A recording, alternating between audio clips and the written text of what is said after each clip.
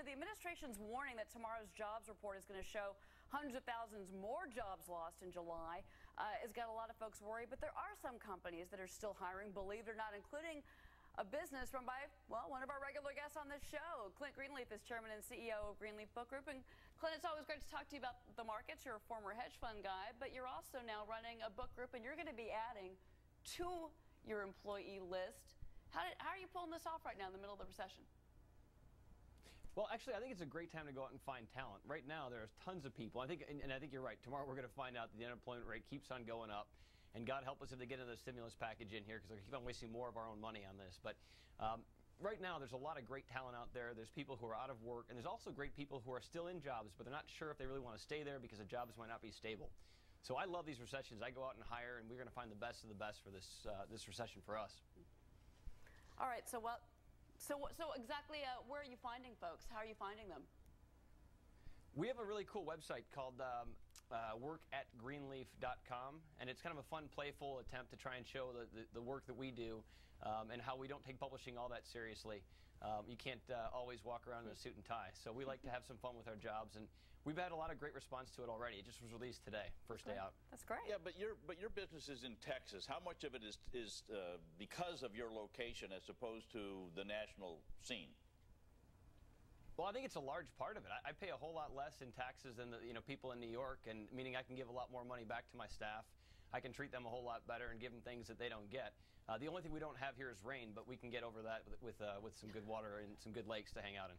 That's true. But, you know, I mean, actually, you know, Matt, he's bringing up a good point as we kind of get ready for this jobs report tomorrow. He's bringing up the point that, you know, you can find good talent out there. And if we have had all these lean, mean cuts, like Tom was saying earlier, at companies, then maybe we will see some hiring begin in the private sector. I'm actually hiring right now, too. I have 2 positions open, and the applications I'm getting are so overqualified, it's absolutely amazing. And I don't pay enough for them, really, at the end of the day. But there's a lot out there. And what I find very interesting is the age range. Everything from a new college graduate to somebody, you know, in their baby boomer years right now looking for jobs. I'm curious for Clint what age he's actually hiring, you know, because I'm seeing applications come in broad, which is really surprising to me.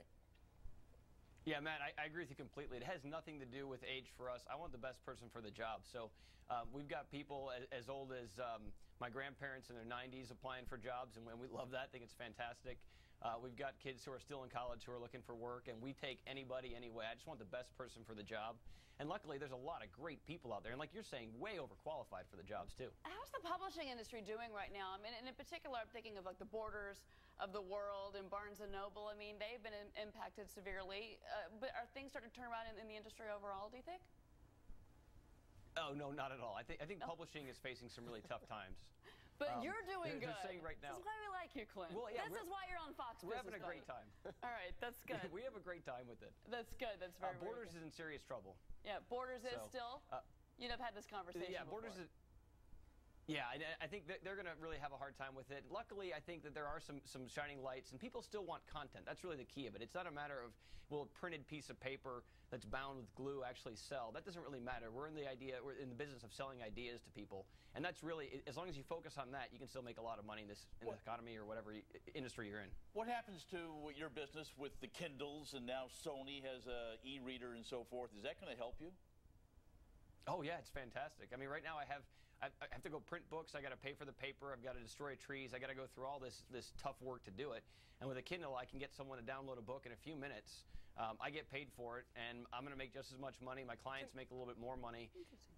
Can I just ask a more general question? Because Clint is very, very smart. About as smart as Matt McCall, or Cheryl, or Tom.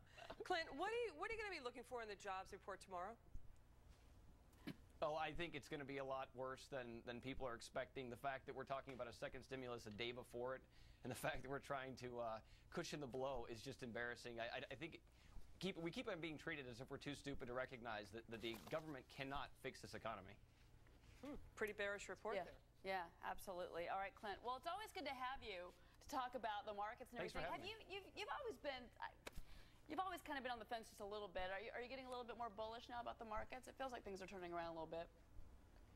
You know, I've participated in some of this rally, and I've been selling into a little bit of it here. I think we could easily head back down, and I'm not really good at guessing numbers, but I think this could be a bear market rally, and I'm happy to take a few profits. You can't go broke taking profits. All right. Well, I've got some breaking news I got to get to. But, Clint, thank you very much. I'm glad business is good down there for you in Texas. Thanks for having me, guys. All right, we're getting some breaking news on a story we're actually just covering for you just a few minutes ago here on Fox Business. Reuters is now reporting that former AIG CEO Hank Greenberg said